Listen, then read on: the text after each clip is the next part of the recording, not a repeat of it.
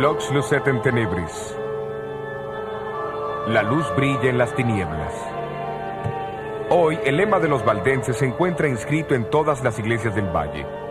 Sirve como un silencioso recordativo de su fiel testimonio, a menudo manchado de sangre a través de los siglos. Sin embargo, el símbolo profético de la mujer en el desierto no solo se aplica a los valdenses, incluye a todos aquellos cuya fe en Dios y en su palabra los hizo contrariar las corrupciones y las falsas enseñanzas de la iglesia.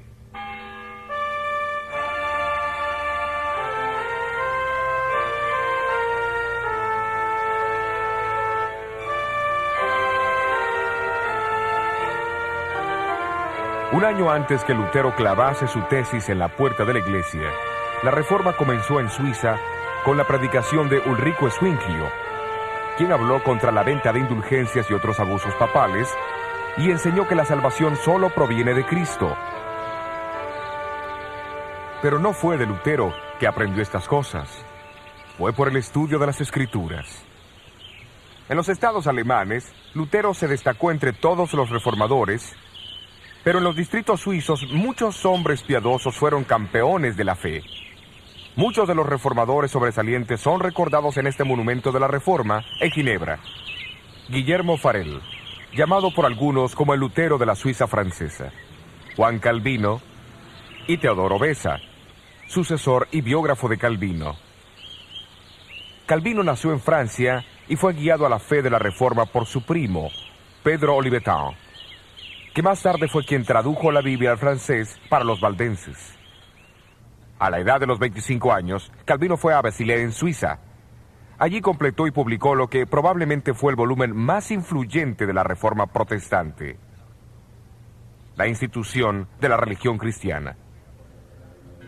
Su objetivo era presentar las grandes doctrinas cristianas como él creía que habían sido antes que fuesen corrompidas por la Iglesia de Roma. En 1536, Calvino fue nombrado pastor y profesor en Ginebra. La Catedral de San Pedro vino a ser su púlpito. Pero sus palabras no se limitaron a los confines de este edificio. Durante los últimos 25 años de su vida, Calvino procuró hacer de Ginebra un modelo práctico de una ciudad cristiana. Bajo su influencia, Ginebra llegó a ser un centro para la fe reformada en Europa.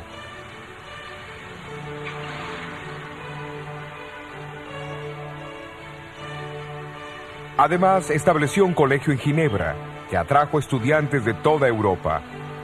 Al completar sus estudios, los graduados regresaban a sus tierras para difundir los principios de la Reforma. Un estudiante que vino de Escocia como refugiado fue Juan Knox.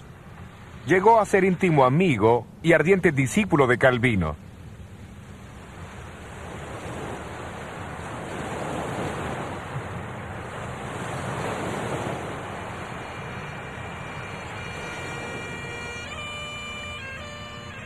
Como Pablo en el apedreamiento de Esteban, así Juan Knox sintió su llamado al observar el martirio del predicador escocés Jorge Wishart.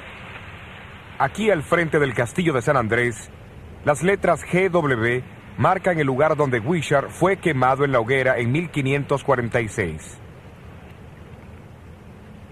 Más tarde Knox regresó a Escocia y vino aquí a San Andrés, centro eclesiástico de Escocia en el siglo XVI.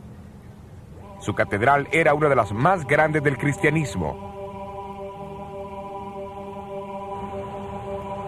Durante ese primer año, los habitantes del castillo invitaron a Knox para que fuese su predicador. A principios de 1547, predicó su primer sermón aquí en la parroquia de San Andrés. Esto marcó el comienzo de la Reforma en Escocia. No fue por coincidencia que Knox usó como texto el capítulo 7 del libro de Daniel. Al principio de su sermón mostró el gran amor que Dios tenía por su pueblo, al advertirles de los peligros que amenazarían a la iglesia. Identificó a las 4 bestias como los 4 grandes imperios de Babilonia, Medo-Persia, Grecia y Roma.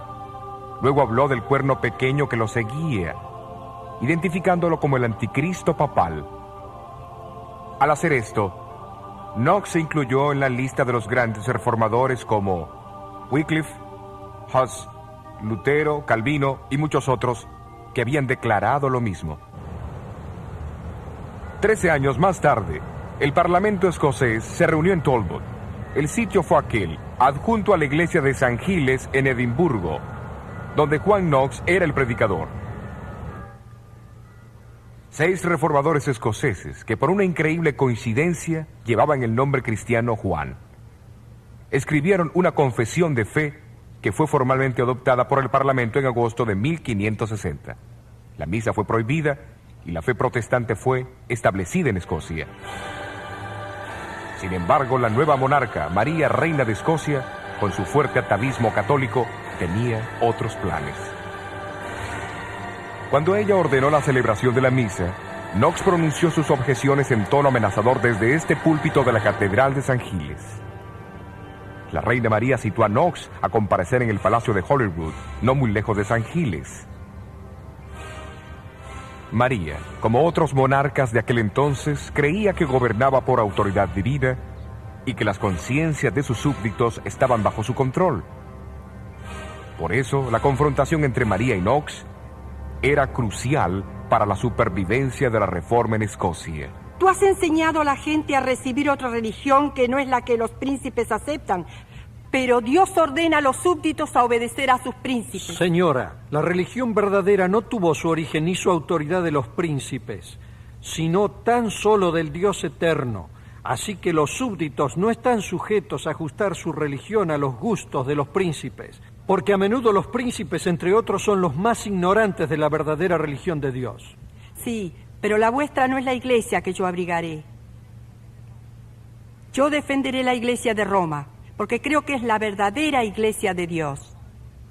Vuestro deseo, señora, no es razonable, ni hace que esa ramera de Roma sea la verdadera inmaculada esposa de Jesucristo. La iglesia de Roma se ha apartado de la religión que los apóstoles enseñaron y establecieron. Mi conciencia no lo dice así. La conciencia, señora, requiere conocimiento, y temo que su majestad no lo posee. Tú interpretas las escrituras de una manera, y ellos la interpretan de otra. ¿A quién debo creer? ¿Y quién será el juez? Su majestad deberá creer en Dios, que habla claro en su palabra. Si la oscuridad existe en alguna parte, el Espíritu Santo explica lo mismo en otros lugares con más claridad, para que no quede ninguna duda, a menos que uno sea un ignorante obstinado.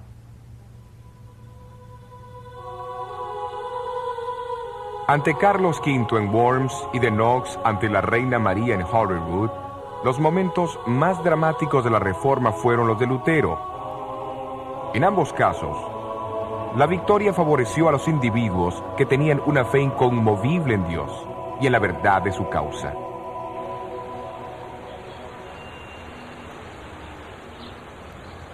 El conflicto espiritual continuó en toda Europa en el siglo XVI.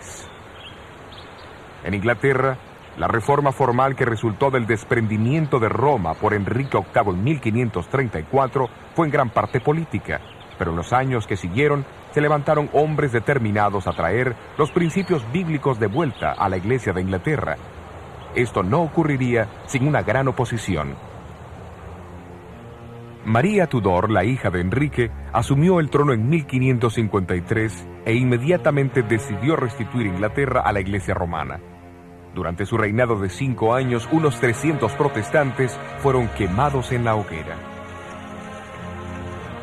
La descripción de la Iglesia por Juan, desde el tiempo de la cruz en adelante, pinta al pueblo de Dios como siendo acusado por Satanás y soportando gran sufrimiento hasta la misma muerte. Aquí en este patio está el monumento a los mártires. Registra más de 18,000 mártires de Jesucristo. Cerca de 100 de ellos fueron ejecutados en Edimburgo y la gran mayoría están sepultados aquí. Pero luego Juan añade las siguientes palabras de triunfo en Apocalipsis 12:11. Y ellos le han vencido por la sangre del Cordero y por la palabra de su testimonio.